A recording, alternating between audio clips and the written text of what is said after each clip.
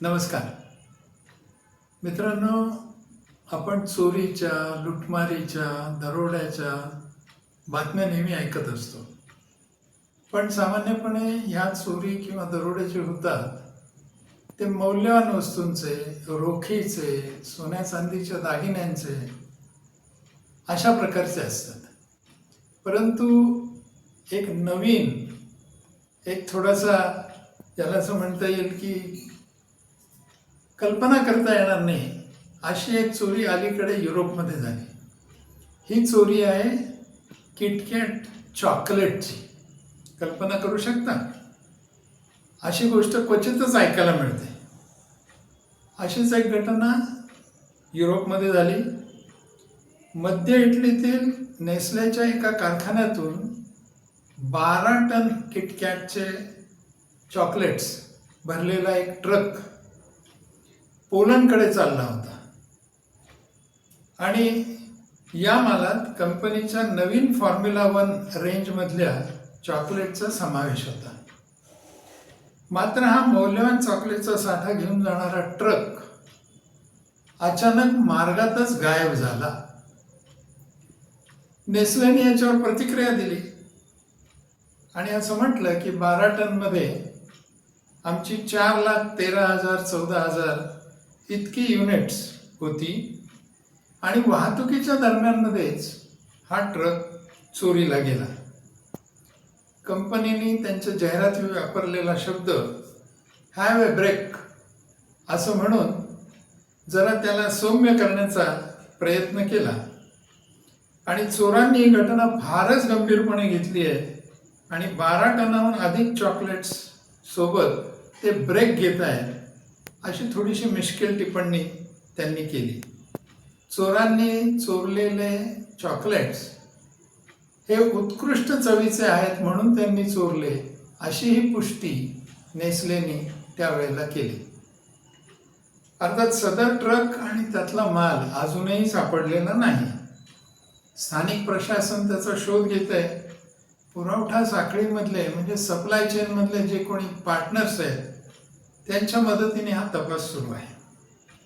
आता पहिला प्रश्न मनामध्ये येईल तो म्हणजे चोरांनी चॉकलेट्स का चोरले? त्याला सहज आणि सोपं उत्तर म्हणजे इझी लिक्विडिटी, म्हणजे सहज विक्री योग्यता. एखाद्या इलेक्ट्रॉनिक किंवा लक्झरी वस्तूंची जर चोरी केली तर त्याची विक्री बाजारात करणं हे चोरांना फार अवघड जातं, कारण की तो माल आयडेंटिफाय लवकर करता येतो. ब्लॅक मार्केट किंवा छोट्या किराणा दुकानांमध्ये किंवा स्ट्रीट वेंडॉर्सला चॉकलेट्सची विक्री करणं हे फार सोपं काम आहे. म्हणजेच चॉकलेट्सला इझी लिक्विडिटी आहे. हे एक कारण आहे. दुसरं कारण काय? तर किटकॅट याची मागणी खूप आहे जगामध्ये आणि त्यामुळे 14 टन चॉकलेट्स ज्याची किंमत सुमारे $4 लाख आहे ते बाजारात लवकर विकून चोरांना आपला पैसा मोकळा करता येणं शक्य आहे. तिसरं एक कारण आहे म्हणजे ग्रे मार्केट आणि लहान विक्रेते. अशा विक्रेत्यांना विदाऊट बिल मोठा डिस्काउंट देऊन जर माल दिला तर तो माल लवकर खपेल आणि बिलाशिवाय नफाही मिळू शकेल आणि ट्रेस पण लागणार नाही. आणखीन एक कारण आहे आणि ते म्हणजे रिपॅकिंगची शक्यता. ही चोरलेली चॉकलेट्स रिपॅक करून बाजारामध्ये आणता येऊ शकतील. त्यामुळे लहान आकारात अनमार्क पॅकेजेसमध्ये ती विकता येतील. त्याच्यावरची असलेली एक्सपायरी डेट किंवा बॅच नंबर वगैरे स्टिकर्स लावून झाकून टाकता येतील. रस्त्यावरचे विक्रेते आहेत, साप्ताहिक बाजारातले विक्रेते आहेत, यांनाही हा माल विकून लवकर मोकळी होऊ शकेल. याशिवाय आता डिजिटल मार्केटिंग सुरू झालंय, त्यामुळे ऑनलाईन विक्री करून सुद्धा हा माल ऑफलोड करता येईल. म्हणून फार मौल्यवान वस्तूंची विक्री न करता सहज विक्री करता येईल असं पॉप्युलर चॉकलेट किटकॅट हे चोरांनी चोरलेलं आहे. आता ही घटना एवढी महत्वाची काय?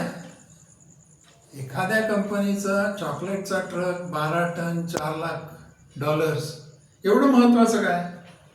याचं एक कारण असं आहे की याच्यामधनं संघटित गुन्हेगारीचा बदलता कल लक्षात येतो. गुन्हेगारी टोळ्या आता लक्झरी गुड्सच्या मागे न लागता अशा अन्न पदार्थांकडे वळत आहेत, कारण की ते सहज विकता येत आहेत.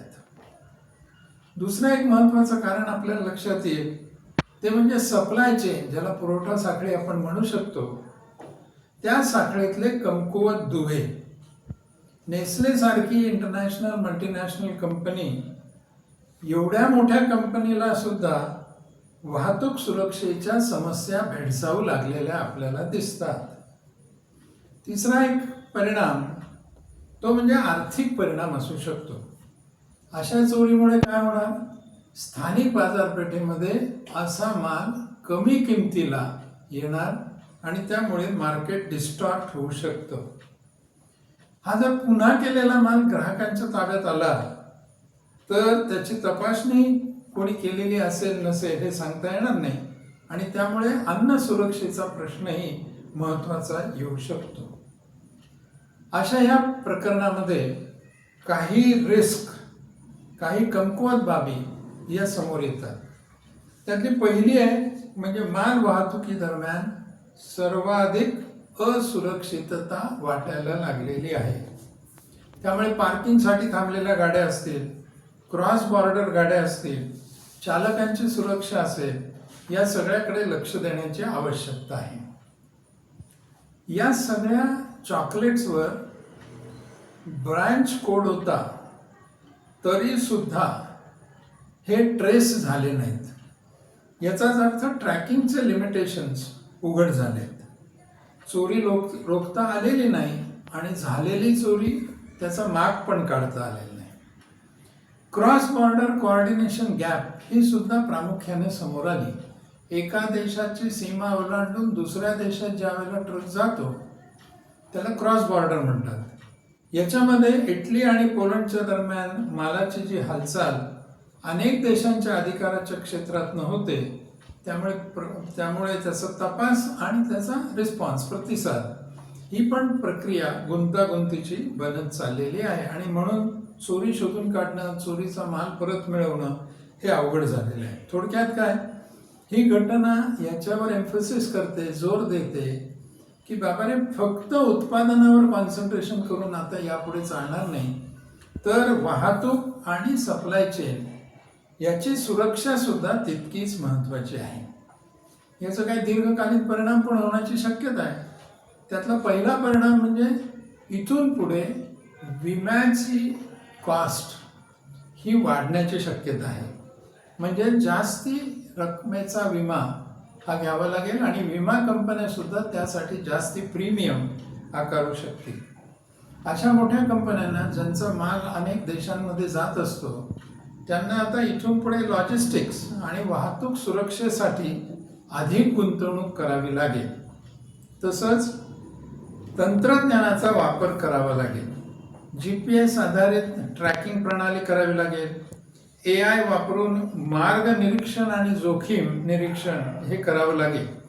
थोडक्यात काय, तर अशा घटनांमुळे अधिक सुरक्षित, तंत्रज्ञान आधारित आणि पारदर्शक सप्लाय चेन विकसित करण्याचं एक आव्हान या सगळ्या मोठ्या कंपन्यांच्या समोर आलेलं आपल्याला दिसतं.